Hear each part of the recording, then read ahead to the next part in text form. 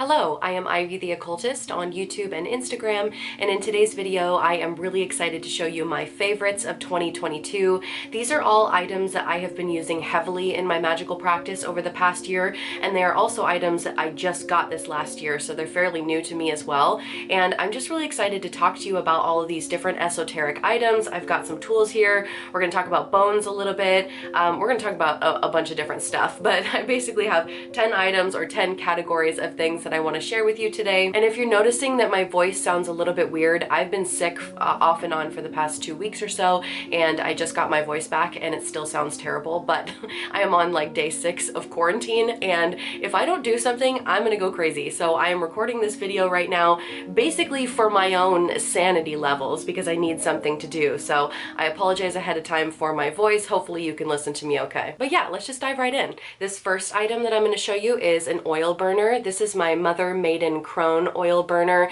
and I've never had an oil burner before. I just got it this year from a metaphysical shop, and I'm pretty sure they sell similar items like this at any metaphysical shop. But at the top you have this little disc where you can place your oil.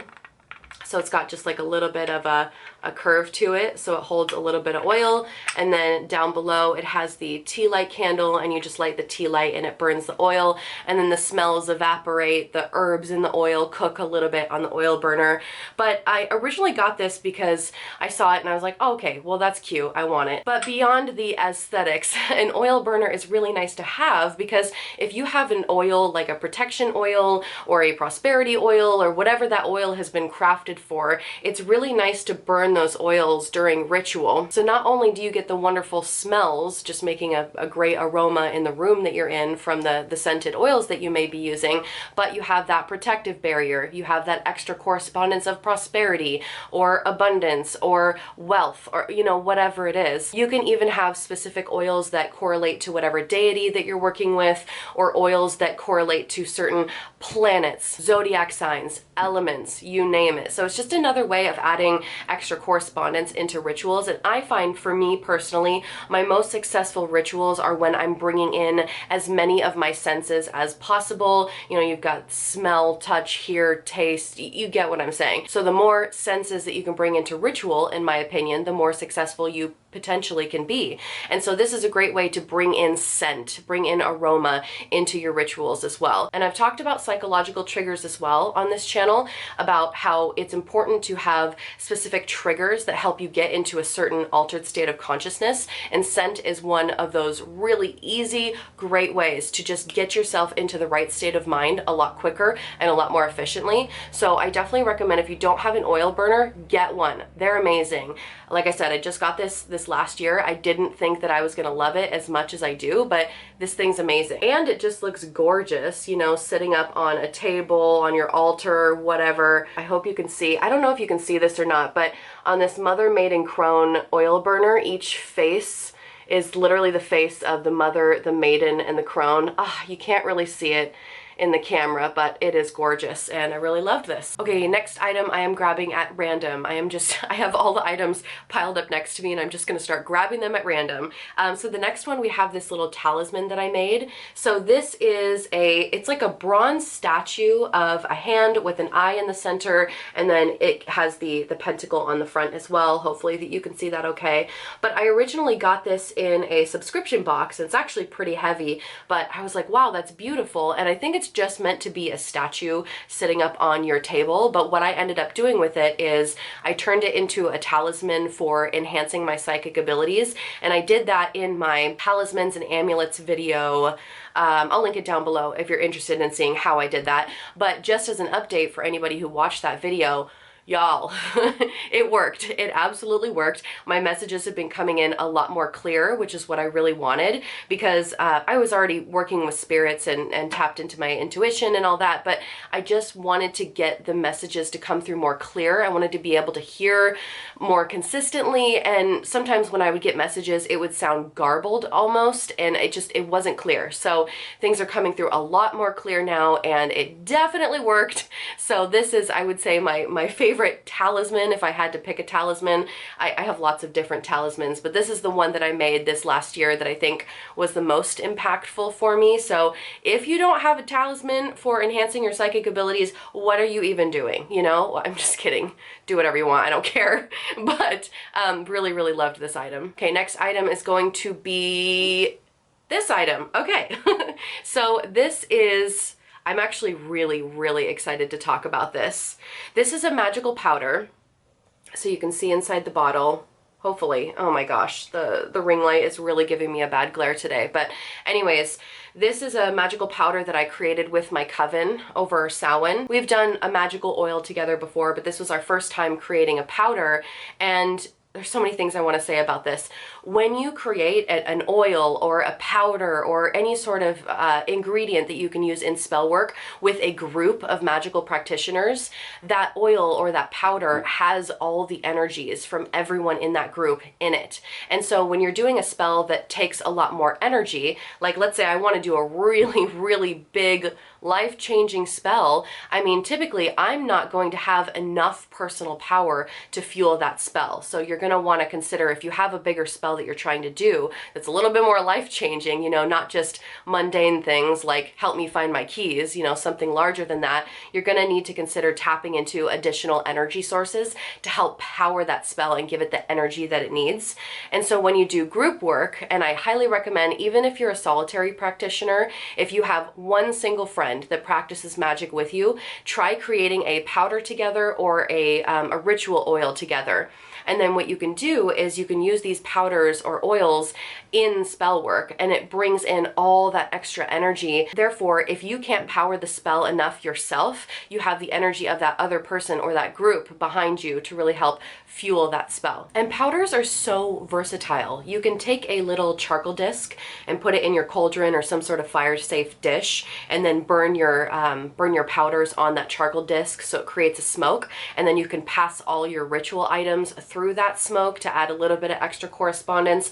But what I like to do is I anoint my candles with the powder, so I'll create a little bit of paste between powder and oil and then apply it to my candle, and then sometimes I'll sprinkle a little extra of the powder around the candle. But you can also create little sachet bags with the powder, and let's say you're creating a sigil and then you stuff it in a bag, you throw some herbs in there like this powder and then some corresponding crystals or something, and then you put it under your pillow at night to sleep with so you can manifest that. You know, however you like to do magic, you can pretty much throw a powder into anything. So this is my favorite powder by far this year. I just feel really honored that that I got to be a part of such amazing group ritual work. And really all it involves is 2 or more people coming together to set an intention. I mean, all you have to do is sit down. You can choose to hold hands or not, you know, whatever. It doesn't have to be elaborate. Put your items in the center of you, and you both, I mean, the ritual can be as simple as you want it to be. It can be you simply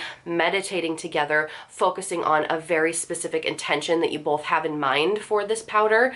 You can chant together, you can dance around it together and raise energy, kind of like the Wiccan, you know, cone of power. So group rituals, it doesn't have to be this complicated ceremonial thing. Although I will say when we did this, it was pretty ceremonial, but again, you don't have to go through all the like steps, you know, you can just sit down with your friend and meditate together and set an intention for this item that you're creating together, whether it's a powder or an oil or, you know, whatever. Okay, next item is going to be my lovely poppet. Okay, so if you guys saw my poppet video, this is a poppet that it's supposed to symbolize me.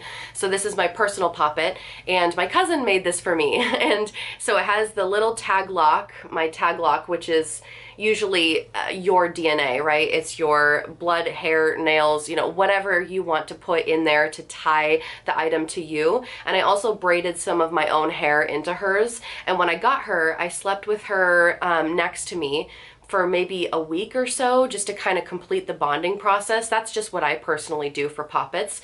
But I like having a poppet that represents yourself, because when you're doing magic on yourself, you can't see yourself, right? And so it's nice when you have your ritual space set up, your altar set up, it's nice to have a physical representation of yourself on the altar or in the ritual space. And it also serves as a focal point. That way you can focus on this, but it's also linked to you, so you're really focusing on yourself. Because it's really difficult, like if I'm trying to do a healing spell on myself, it can be kind of hard to do that because I'm in my body and I can't look at my body and whatever, you get the point. So it's nice to be able to do a healing spell on her, on this poppet, and because we have this energetic link now, anything that I do to her is going to be done to me. So obviously I'm going to take really good care of her, but I really, really loved working with a poppet this year, and this one is just gorgeous. I had worked with poppets in previous years, but it was always like paper poppets or clay poppets, you know, something that was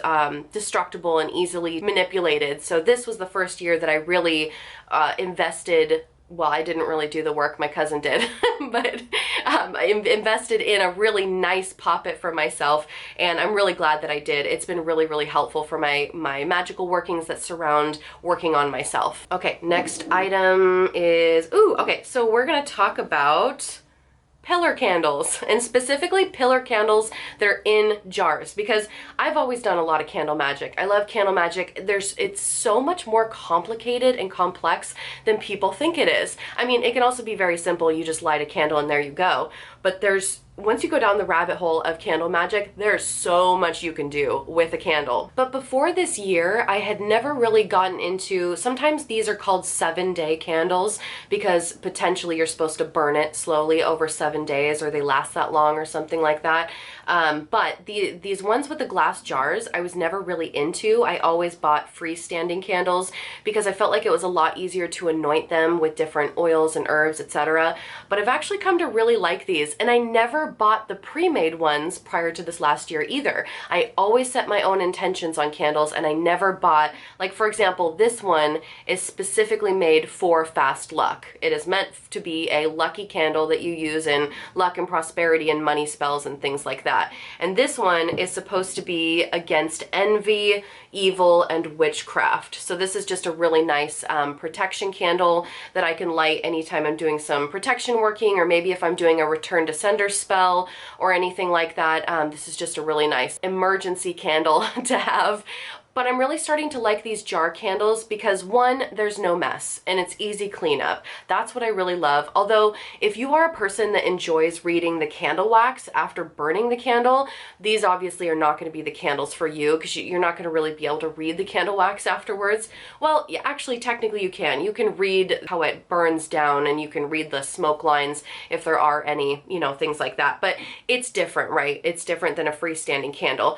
But I'm really liking these pre-made ones in the jars because again, they're so easy to use. It's just a quick extra correspondence that I can put in my magical practice. I don't know why I was such a stickler for so long because I was always so uncomfortable with the idea of somebody creating the candle's intention and then me not having an ability to do that. Like it just didn't feel, I was never that person that would go online and buy a prosperity candle or buy a protection candle. Like I was the person that always made my own. I was very adamant about it. I did not want to buy other people's pre-made candles because I just felt like the energy wasn't mine and I felt like it was a lot more powerful when I made my own. And yes, I do agree. I think it's really powerful when you can set your own intentions and make your own stuff always. But I have found that these are just as effective and they work great in a pinch, and I am loving them. Also, another thing that I wanted to say about 7-day candles or just large candles like this, what's really nice is that you can use them for multiple workings. You can drizzle a little bit of oil on top for one intention, burn it down until that oil has evaporated, and then next time you need to, you know, snuff it out, of course, and then next time you need that candle again, you can light it for a different type of money spell. Like, let's say, for example, I've got this luck 7-day candle here, whatever, pillar candle, whatever we want to call this thing. But I want to use it for many different types of luck spells or many different types of money spells or whatever. I can do that. I can kind of anoint the top with oil and let it burn down just a little bit, snuff it out. And then the next time that I need to do a money spell for a different situation, I anoint a different type of oil or add a little bit of herb or, you know, whatever I want, and then let it burn down just a little bit. And then these last forever. I mean, look how many spells I can get out of that. So that's always great. And if you really want to go go hardcore, you can even drill holes into these candles. You can drill holes and then stuff your herbs and oils down into the holes. For deity candles, like if I had a whole candle like this size just for one deity and I wasn't going to use it for anything else, then I would absolutely drill holes in it and then stuff corresponding herbs in there and oils and, you know, things like that. But yeah, loving these candles. My next item is this Medusa head. Most of you already know I have a relationship with Medusa, and I've really wanted to deepen my relationship with her over this past year, and I got sent this Medusa head in a subscription box, go figure, which was perfect because I was already working with Medusa, so that was a surprise, a very, very nice surprise. But this statue is gorgeous, and I have a little stand that I hang her up on. You know, it has like a little hook on the back, but so I've been using this a lot whenever I do any work with Medusa. I'm working with this statue, and I have given offerings to this statue. This sits on my Medusa altar, so I really love this piece. I can't believe I got it in a subscription box when I was already working with Medusa. That's insane to me. That's really, really cool. This is definitely my favorite statue, I guess, if we're gonna go with the statue category. This is my favorite this year. I loved working with it. Not much more to say about it because it's pretty straightforward. This next item is so freaking cool. It's so cool. This thing, I actually just got it for Christmas, so I've only owned it for like a week, but I'm putting it on this list because it's amazing. It's so epic. I'm gonna see if I can get a shot of when it's actually burning up on the screen for you to see. But basically, it's a burner. It's a skull-shaped indoor fire pit, and you just pour a little bit of really clean alcohol into the, and there's like specific types of alcohol that you get for indoor fire pits. It's not like the kind you drink, but you put it in on the inside cup, and then you light it on fire, and then it's just a smokeless flame, and it's really clean fire, which is amazing because I love using fire in my magical practice. So I have been using this thing already. I'm going to be using it a lot for burning my sigils probably, and it just looks epic. Like, I love the skulls. I have skulls all over this room, and it just matches the aesthetic. It's cool. My fiance ended up getting this for me, and it was something that I did not ask for at all. They just know me really, really well, and I was like, where did you even find something like this? This is really cool. And they said they just found it on Amazon, and I was kind of surprised to hear that. But anyways, this is a really, really cool item. I'm really happy to have gotten this, and it's just badass. I love it when it's lit up. It just looks awesome. Okay, I think we have 3 categories left. So the next category is going to be books. I've got 2 books here, but I'm counting them as one item, one unit, because whatever, we're talking about 10 favorite categories in this video.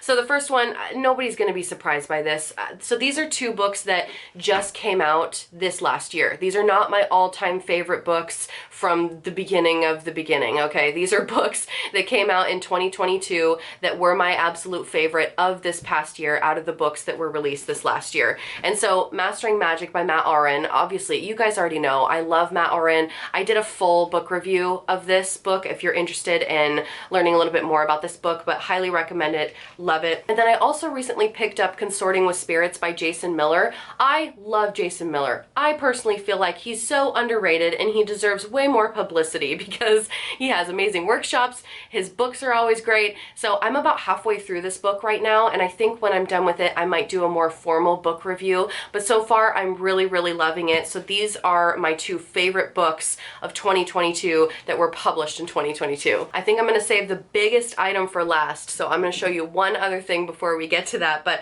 my favorite rock of the year, let me show you. How witchy is that? Let me show you my favorite rock that I found. Anyways, it's a hagstone. I found it on the beach because I actually don't live too far from the coast, so I don't know if you can see this or not, but a hagstone is a stone that was formed. I'm not gonna try to be scientific here because I don't actually, now that I'm thinking about it, I don't know actually how it's formed. I know it's because of the water and the sand, something about that, whatever. I digress. But the hagstones are the ones with these little holes in it, and this one that I have actually has little barnacles on it too, but it's just a little holy hagstone, and this is the biggest hagstone I've been able to find. There is so much lore and legend around hagstones being super spiritual rocks. They're said to be portals as well. So if you live near the coast or, you know, a beach or visit, whatever, definitely look into hagstones and how you can use them in your magical practice. I love them for sea magic. And I actually have a lot of hagstones now. I have found a lot, but this is my biggest one, and nothing compares to the size of this thing because, I mean, look at it. Look at it, it's so cool. I wish you could see the barnacles on the inside of that hole. It's, maybe if I can, let's try this. Can you see those barnacles? Look at that. Oh my gosh. Anyways, so I've been obsessing over a rock because all my other hagstones are tiny and this one's great. Last but not least, this is my favorite bone specimen that I got this last year. It's a stag skull, and here's the horns, so you can see the horns. Just gorgeous. Even still has the teeth on it. And yes, it was sustainably sourced. I know exactly where this came from, and I know exactly how it died. It was very, very painless. So if you are concerned for any reason, this animal had a very quick and painless death, and the death was honored. Stags, in many cultures, are seen as extremely spiritual animals, and the horns, because they extend upwards towards the sky, it's almost like a portal to the other realm, or not necessarily to the other realm, but to the gods and goddesses, whatever ethereal substance you believe in up in the clouds, it extends up towards enlightenment. So a lot of people like to use horns or like stag skulls to represent reaching enlightenment or attempting to reach enlightenment, and it's just a really spiritual creature in general, because if you think of the temperament of a stag, it's so graceful. I mean, every animal has its moments, okay? But for the most part, if we're looking at all animals, a deer or a stag or anything like that, they're going to be really docile and graceful, and a lot of people correlate that with a more higher mind perspective. And I wanted to talk about bones a little bit too, because when you're collecting bones, if you've never worked with bones before, you want to consider, of course, first of all, make sure they're ethically sourced, but you want to consider what animal you want to work with as well, because you're going to be working with the spirit of that animal, whatever animal you choose. Like, for example, I actually don't like working with coyote. I know a lot of people like working with coyote bones, especially because it's so easy to get, at least in the area that I live in. But I don't particularly enjoy working with coyote because for me, coyote is a little bit of a trickster spirit, and it just never works well for me, you know?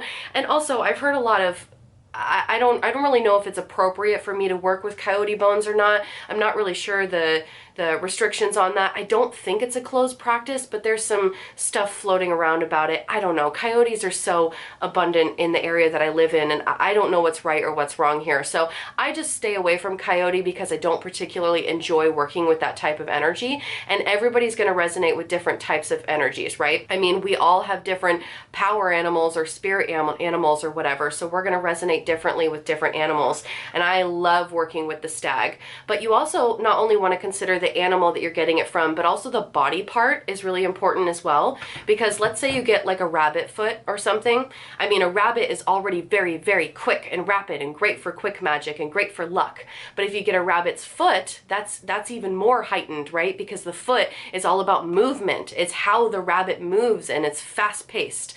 So thinking about whether it's a foot, or maybe it's a reproductive organ or a pelvis or something, which is really going to be great in some sort of reproductive magic, or anything that involves the sacral chakra, maybe tapping into your divine masculinity or your divine femininity, or maybe you have a sternum or something, or like a chest piece of a bone that can relate to the heart chakra, and you can do heart workings with it. So for me personally, that's kind of how I look at bones, is I look at the animal first and the type of energy that I want to work with, and then I also look at the body part. And skulls in particular are really spiritual and great for psychic work. Obviously, they're great for working with your third eye, you know, your upper chakras and things like that. So the skulls are just excellent for any psychological work. You get the point here. You get the point. So a skull that is also a stag, for me, is kind of like a doubling down on that third eye, psychic ability, enlightenment, just a really, really spiritual piece.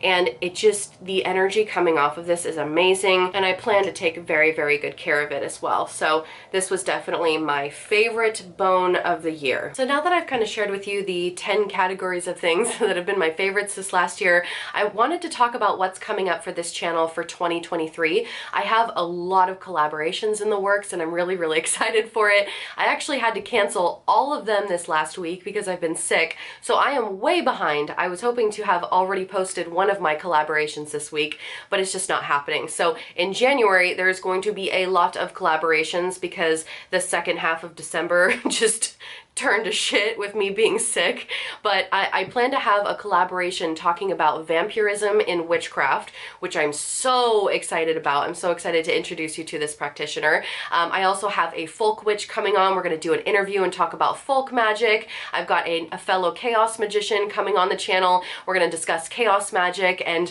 we're going to see whether we can agree on some ideals, which is really fun because chaos magicians don't typically agree with each other.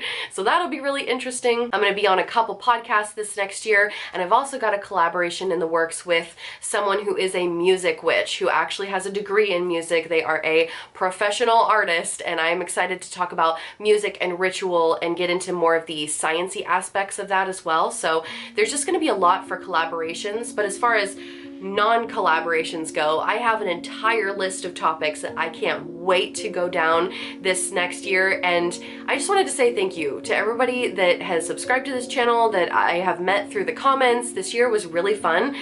If you don't already know, I started this channel in January of this year of 2022, and then now it's December of 2022, so it's just kind of crazy. I didn't expect to meet this many people, and I'm so grateful for how nice this community has been. Honestly, I was a little nervous when I started this YouTube channel because not only am I a hardcore introvert, surprisingly, and it's really difficult for me to talk to people, but I was really, really nervous for all the trolls. I was so nervous because reading people's comments on like TikTok or whatever, people are so mean to creators. And I'm like, oh my gosh, like it's really hard to say the right thing all the time. Like we're all human beings and we all mess up. And so I'm not gonna lie, I was so nervous to start a YouTube channel because I was nervous because of the trolls. And guess what? That shouldn't matter. Why should I care what they think in the first place, you know? So I'm glad I did it. I'm glad to have met you all. Thank you so much for being here with me, and I will see you in another video soon.